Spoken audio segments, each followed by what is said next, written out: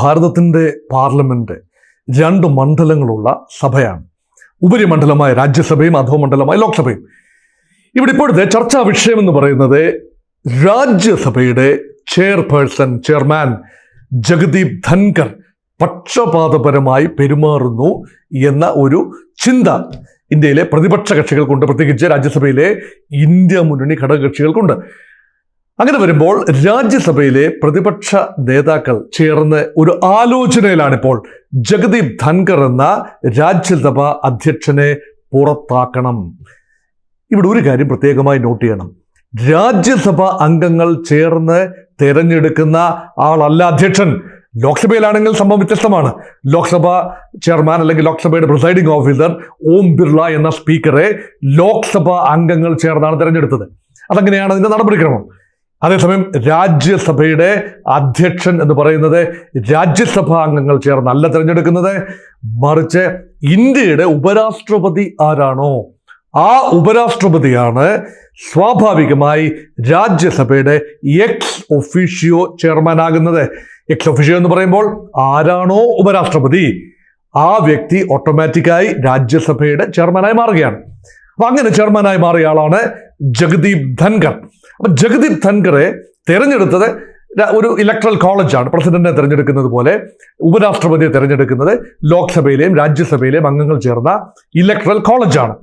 അതേസമയം അദ്ദേഹത്തിനെ റിമൂവ് ചെയ്യാനായി ഒരു പ്രസിഡൻഷ്യൽ റിമൂവൽ പോലെയുള്ള നടപടിക്രമമല്ല, ഇംപീച്ച്മെന്റ് എന്നാണ് പറയുക. പ്രസിഡന്റ് ഓഫ് ഇന്ത്യയെ മാറ്റം ചെയ്യാൻ അല്ലെങ്കിൽ നീക്കം ചെയ്യാൻ, തസ്തികയിൽ നിന്ന് നീക്കം ചെയ്യുന്നതിന് വ്യക്തമായ കാരണമുണ്ട്. പ്രൂവ്ഡ് മിസ്ബിഹേവിയർ, ഇൻകപ്പാസിറ്റി, ഭരണഘടന സംരക്ഷിക്കുന്നില്ല, ഇങ്ങനെയുള്ള വ്യക്തമായ കാരണങ്ങൾ ഉണ്ടാകണം. അതിന് ഒരു സഭയിൽ ബില്ല് അവതരിപ്പിക്കണം, അത് ഡിസ്കസ് ചെയ്ത് നിശ്ചിത ഭൂരിപക്ഷത്തിൽ പാസ്സാക്കി അടുത്ത സഭയിലും നിശ്ചിത ഭൂരിപക്ഷത്തിൽ പാസ്സാക്കിയതിനു ശേഷം വേണം റിമൂവൽ നടത്താൻ. അങ്ങനെ ഒരു ഇന്ത്യൻ പ്രസിഡന്റും ഇതുവരെ റിമൂവ് ചെയ്യപ്പെട്ടിട്ടില്ല, ഇംപീച്ച് ചെയ്യപ്പെട്ടിട്ടില്ല. ഇംപീച്ച്മെന്റ് പ്രമേയം അവതരിപ്പിക്കാമെന്നല്ലാതെ അതൊരിക്കലും പാസ്സാക്കാനുള്ള സാധ്യതയില്ല. പക്ഷേ രാജ്യസഭാ ചെയർമാനെ ഇതുവരെ ആരെയും അങ്ങനെ നീക്കം ചെയ്തതായി ചരിത്രത്തിലില്ല. പക്ഷേ ഇപ്പോഴിതാ അങ്ങനെ ഒരു നിർണായക നീക്കം നടക്കുന്നു ഇന്ത്യ മുന്നണിയുടെ ഭാഗത്തു നിന്ന്. ഇന്ത്യ മുന്നണിക്ക് 87 അംഗങ്ങളേ ഉള്ളൂ രാജ്യസഭയിൽ. അതൊരു നല്ല സ്ട്രെങ്ത് ആണ്. 250 അംഗ രാജ്യസഭയിൽ ഏതാനും ഒഴിവുകളുണ്ട്. അത് സെപ്റ്റംബർ മാസം 3-ാം തീയതിയാണ് അത് ഫില്ലപ്പ് ചെയ്യുന്നത്. അതിന് മുൻപ് തന്നെ ഈ നീക്കം നടക്കുകയാണ്. ഇതിനുള്ള ഏക നിബന്ധന എന്ന് പറയുന്നത് 14 ദിവസത്തെ നോട്ടീസ് നൽകിയിരിക്കണം.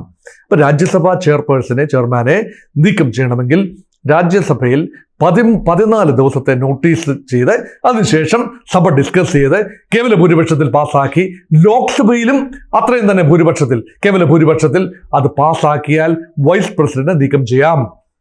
ഇവിടെ നോക്കൂ, ലോക്സഭയിൽ ഒരു കാലത്തും പ്രതിപക്ഷത്തിന് ഭൂരിപക്ഷം ലഭിക്കില്ല. പ്രതിപക്ഷത്തിന് ഭൂരിപക്ഷം ഇല്ലാത്തത് കൊണ്ടാണല്ലോ ഭരണപക്ഷം തുടരുന്നത്. അതുകൊണ്ടാണ് നരേന്ദ്രമോദി പ്രധാനമന്ത്രിയായിരിക്കുന്നത്. അതുകൊണ്ട് ലോക്സഭയിൽ ഒരു കാരണവശാലും രാജ്യസഭാ ചെയർമാനെ റിമൂവ് ചെയ്യാനുള്ള പ്രമേയത്തിന് പിന്തുണ ലഭിക്കില്ല, ഭൂരിപക്ഷ പിന്തുണ ലഭിക്കില്ല. എന്നാൽ രാജ്യസഭയിൽ ഭൂരിപക്ഷ പിന്തുണ ലഭിക്കില്ല എങ്കിലും രാജ്യസഭയിൽ പ്രതിപക്ഷ ഭരണപക്ഷ സംഖ്യകൾ തമ്മിൽ ബലാബലം നിൽക്കുകയാണ്. ഭരണപക്ഷത്തിന് തന്നെയാണ് മുൻതൂക്കം. BJPക്ക് ഒറ്റയ്ക്ക് 87 അംഗങ്ങളുണ്ട്. അതേസമയം ഇന്ത്യ ദേശീയ ജനാധിപത്യ സംഘത്തിന് 101-102 അംഗങ്ങളുണ്ട്. ഇപ്പോൾ തെരഞ്ഞെടുപ്പ് കൂടെ നടക്കുകയാണെങ്കിൽ കുറച്ചുകൂടെ എണ്ണം കൂടാനുള്ള സാധ്യതയാണ്. പക്ഷേ പ്രതിപക്ഷത്തിന് അത്രയും നമ്പേഴ്സ് ഒരുമിച്ച് കൊണ്ടുവരാനാവില്ല.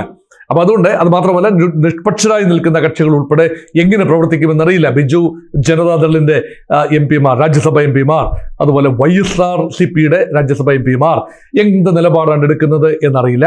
അതുകൊണ്ട് ജഗദീപ് ധൻകറിനെതിരെയുള്ള പ്രമേയം പാസ്സാകാൻ ഒരു സാധ്യതയും കാണുന്നില്ല രാജ്യസഭയിലും ലോക്സഭയിലും. പിന്നെ ചോദ്യം, എന്തിന് ഇങ്ങനെയൊരു സാഹസം കാട്ടുന്നു പ്രതിപക്ഷം? ഉത്തരം വളരെ ലളിതമാണ്. നോക്കൂ, രാജ്യസഭ ചെയർമാനിൽ നിന്നും എന്താണ് പ്രതീക്ഷിക്കുന്നത്? ലോക്സഭയുടെ അധ്യക്ഷൻ സ്പീക്കർ പക്ഷപാതപരമായി പെരുമാറും. ബ്രിട്ടീഷ് പാർലമെന്ററി സിസ്റ്റത്തിൽ വെസ്റ്റ്മിനിസ്റ്റർ മാതൃകയിൽ സ്പീക്കർ നിഷ്പക്ഷനായിരിക്കണം. ഇന്ത്യയിൽ അങ്ങനെയല്ല. ഭരണകക്ഷിയുടെ ഒരാളാണ് അദ്ദേഹം, ഭരണകക്ഷി തിരഞ്ഞെടുക്കുന്നയാളാണ്. ഭരണകക്ഷി താല്പര്യങ്ങൾ ലോക്സഭയിൽ അദ്ദേഹം പ്രൊട്ടക്ട് ചെയ്തിരിക്കും. ഓം ബിർളയ്ക്ക് അങ്ങനെയാണ് നിയോഗം, അത് തന്നെയാണ് അദ്ദേഹം ചെയ്യുന്നത്. വളരെ ശക്തമായി, ചിലപ്പോൾ വളരെ റൂഡായി തന്നെ പ്രതികരിക്കുന്നത് നമ്മൾ TV-യിൽ കൂടെ കാണുന്നതാണ്. പക്ഷെ രാജ്യസഭയിൽ അതല്ല പ്രതീക്ഷിക്കുന്നത്. ഇന്ത്യയിൽ പോലും രാജ്യസഭയിൽ അതല്ല പ്രതീക്ഷിക്കുന്നത്. രാജ്യസഭ മുതിർന്ന അംഗങ്ങളുടെ സഭയാണ്. രാജ്യസഭയിൽ കുറച്ചുകൂടി ഗൗരവമാർന്ന ചർച്ചകൾ നടക്കേണ്ടതാണ്. സംസ്ഥാനങ്ങളുടെ സഭയാണ് രാജ്യസഭ. നോക്കൂ, രാജ്യസഭയുടെ ഇംഗ്ലീഷ് എന്താണ്? Council of the States. സംസ്ഥാനങ്ങളെ റെപ്രസെന്റ് ചെയ്യുന്ന ഇന്ത്യയുടെ ഫെഡറൽ സംവിധാനത്തിന്റെ ഒരു ഊടും പാവും നൽകുന്നത് രാജ്യസഭയാണ്. രാജ്യസഭ അംഗങ്ങളെ തിരഞ്ഞെടുക്കുന്നതും സംസ്ഥാന നിയമസഭയിലെ അംഗങ്ങൾ ആണ് രാജ്യസഭാ അംഗങ്ങളെ തിരഞ്ഞെടുക്കുന്നത്. ഇങ്ങനെ വരുമ്പോൾ രാജ്യസഭയിൽ കുറച്ചുകൂടി ഗൗരവവും നിഷ്പക്ഷവുമായ ഒരു നിലപാട് രാജ്യസഭയുടെ ചെയർമാൻ സാധാരണഗതിയിൽ സ്വീകരിക്കാറുണ്ട്. മുൻകാലങ്ങളിലൊക്കെ അങ്ങനെയാണ് സംഭവിച്ചത്. വെങ്കയ്യ നായിഡു വൈസ് പ്രസിഡന്റ് ആയിരുന്ന, ഇന്ത്യയുടെ വൈസ് പ്രസിഡന്റ് ആയിരുന്ന സമയത്ത് അദ്ദേഹം തന്ത്രപരമായി നിലപാടുകൾ സ്വീകരിക്കുന്ന ഒരാളാണ്.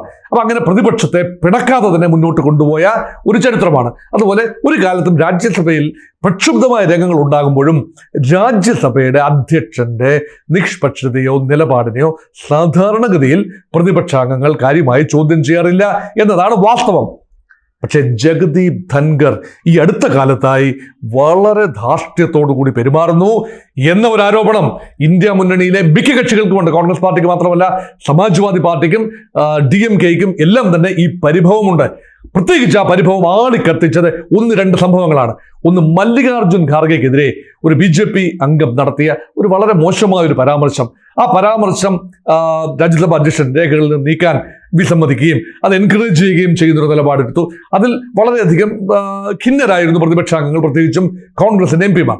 അത് മാത്രമല്ല, ഒളിമ്പിക്സിലെ മെഡൽ വിവാദവുമായി ബന്ധപ്പെട്ട് വിനേഷ് ഫോഗട്ടിന്റെ മെഡൽ വിവാദവുമായി ബന്ധപ്പെട്ട ചർച്ചകൾക്ക് വേണ്ട രീതിയിലുള്ള സഹകരണം രാജ്യസഭാ അധ്യക്ഷൻ നൽകിയില്ല. അത് കോൺഗ്രസ് അംഗങ്ങളെയും പ്രതിപക്ഷ മുന്നണിയിലെ അംഗങ്ങളെയും പരിഹസിക്കുന്ന രീതിയിലുള്ള അദ്ദേഹത്തിന്റെ നിലപാടുകൾ അത് വളരെ സഭയിൽ പ്രക്ഷുബ്ധമായ രംഗങ്ങൾ സൃഷ്ടിച്ചു. അത് മാത്രമല്ല, രാജ്യസഭയിൽ നിന്നും പ്രതിപക്ഷം വാക്കൗട്ട് നടത്തുന്ന ഒരു അവസരം പോലും ഉണ്ടായി. അത് മാത്രമല്ല, രാജ്യസഭയിലെ പ്രധാനപ്പെട്ട അംഗം, ഏറെക്കാലമായ രാജ്യസഭയിലെ ഒരു അംഗമാണ് സമാജ്വാദി പാർട്ടിയുടെ MP ആയ ജയ ബച്ചൻ.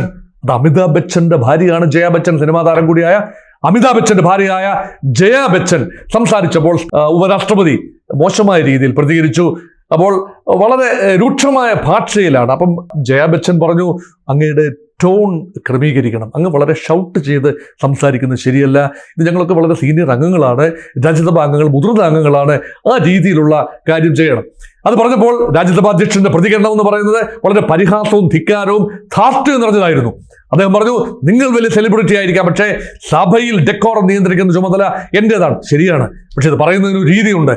വളരെയധികം പ്രക്ഷുബ്ധമായ രംഗത്തിന് സാക്ഷ്യം വഹിച്ചു. അപ്പോഴാണ് സമാജ്വാദി പാർട്ടി ഉണർന്ന് പ്രവർത്തിച്ചതും കോൺഗ്രസുമായി ആലോചിച്ചതും മറ്റ് ഘടകകക്ഷികളുമായി ആലോചിച്ചതും.